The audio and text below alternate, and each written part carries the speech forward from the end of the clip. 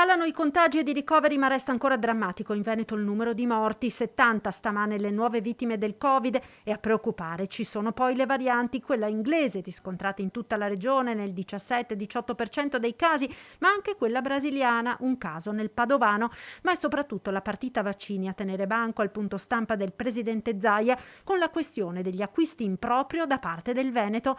AstraZeneca nega trattative private e teme che i vaccini al di fuori del contratto europeo siano contraffatti. Pfizer ribadisce di fornire i vaccini soltanto ai governi.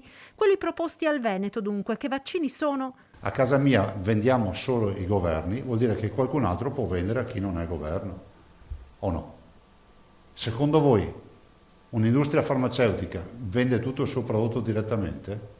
Impossibile. Le big pharma hanno i concessionari, hanno i licenziatari, addirittura gente che produce lo stesso prodotto da altre parti su licenzia, hanno poi i rappresentanti, hanno tutto un commerciale, e quindi secondo me se un'azienda vi dice noi vendiamo solo ai governi, vuol dire che si sono riservati quella fetta di mercato.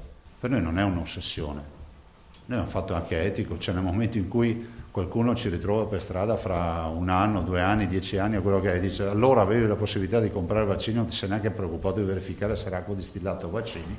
Noi abbiamo verificato, cioè non è che ci mettiamo a piangere, ci spiace aver perso tempo, però fino ad ora nessuno ci ha detto che questa qua è roba che non funziona. Ad entrare nel dettaglio delle proposte è il DG Luciano Flor. Il Veneto ha ricevuto una ventina di segnalazioni, a 6 sono state chieste precisazioni.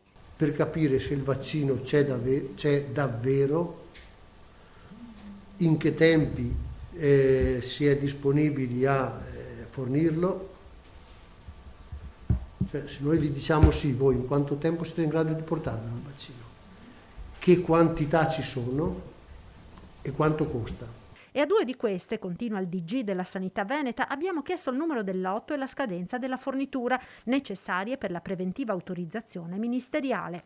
Nel momento in cui abbiamo questo, trasferiremo questo dato insieme alla modalità di fornitura che ci è stata presentata, che secondo noi è attendibile, per avere le autorizzazioni ministeriali per poter procedere a negoziare. In questa situazione che sta facendo discutere, suscitando un vespaio di polemiche, l'unica certezza è che se i vaccini continueranno ad arrivare con questi ritmi, per vaccinare i veneti ci vorranno 2 anni. Ben diversa la situazione se ci fossero le dosi. Le 560.000 vaccinazioni anti-influenzale fatte senza piani straordinari, sottolinea Flor, potrebbero essere aumentate di molto. Forse invece di 650.000 possiamo forse arrivare anche al 1 milione al mese, se noi le avessimo.